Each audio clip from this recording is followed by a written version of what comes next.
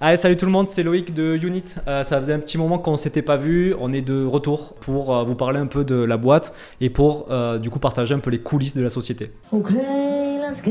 Donc pourquoi on a disparu un peu sur le trimestre 1? Parce que Geoffrey et moi on avait une problématique de restructuration de l'entreprise sur laquelle on a beaucoup bossé et qui n'était pas évidente à gérer. C'était hyper chronophage, etc. Mais c'est capital pour la suite. Si on veut continuer à trouver de la croissance sur cette société, il fallait qu'on reparte un peu de la base et qu'on se pose des bonnes questions. Ouais. On l'a fait hyper bien. On arrive sur juin 2023 avec des clients qui sont satisfaits, avec des nouveaux clients qui signent chez nous et surtout des anciens clients qui ne quittent pas la boîte. Donc ça, c'est trop cool. Si on arrive, nous, de notre côté, à avoir des clients qui restent, plus à acquérir de nouveaux clients, ben, on est dans un cercle vertueux de croissance et tout le monde est content. Bravo, vous êtes sur Internet. Mais ça demande en interne des process et un suivi de la qualité de nos rendus. Donc ça, on l'a passé. On est trop content parce qu'on va pouvoir parler croissance.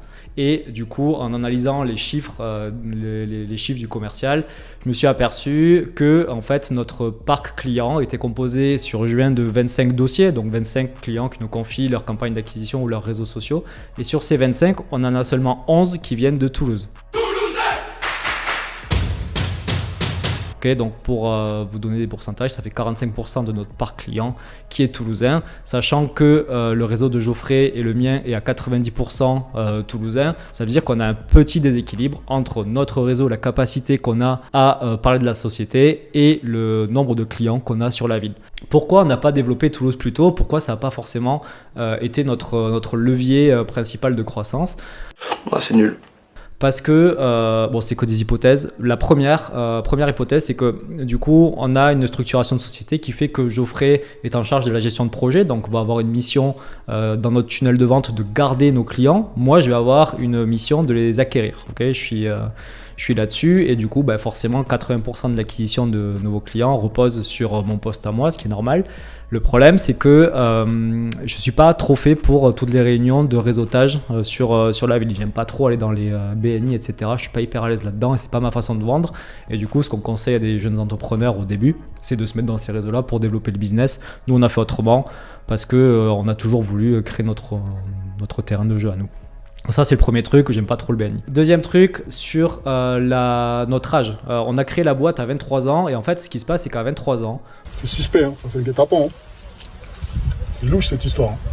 Nos potes n'avaient pas forcément des sociétés ou n'avaient même pas des postes pour nous recommander dans leur société. Les potes de potes avaient aussi 23 ans, enfin vous m'avez compris. Donc du coup, on était sur un réseau qui était relativement jeune.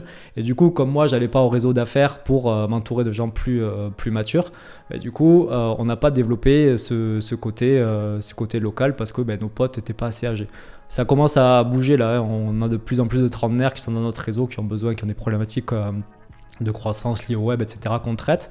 Et la troisième hypothèse que je pense, qui est relativement vraie, celle-ci, c'est que en fait, on a développé notre société au début avec de l'outreach LinkedIn. Donc l'outreach LinkedIn, c'est comment je fais de la prospection sur LinkedIn en automatisant des messages. Aujourd'hui, ça gonfle tout le monde.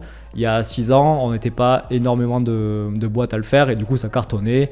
On a créé des faux profils et on sauçait en fait toute la France en disant travaillez avec nous, etc.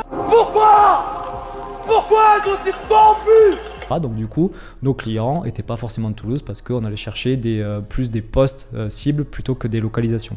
Donc ça, c'est le troisième truc. Donc là, on est en plein projet reconquête de Toulouse. On sort les étendards, maillot du TEF, maillot du stade, chez Tonton, tout ce que vous voulez. Le pastis, c'est une boisson pour les grandes personnes. Notre objectif sur les 3 prochains mois, ça va être de reconquérir le marché toulousain avec un objectif clair qui est annoncé.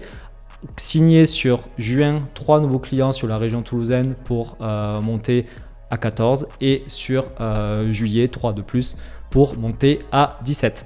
Comment on va faire? On va utiliser principalement 2 leviers. Le gross marketing, okay, je vais vous montrer comment moi je structure mes campagnes de collecte de leads avec des tunnels de vente. Et le deuxième, c'est la création de contenu dédié à ce développement commercial.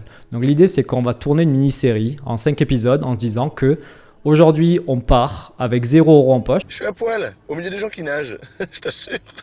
Je suis comme à l'époque, hein, c'est toujours bien de repartir de la base, moi ça me plaît ça.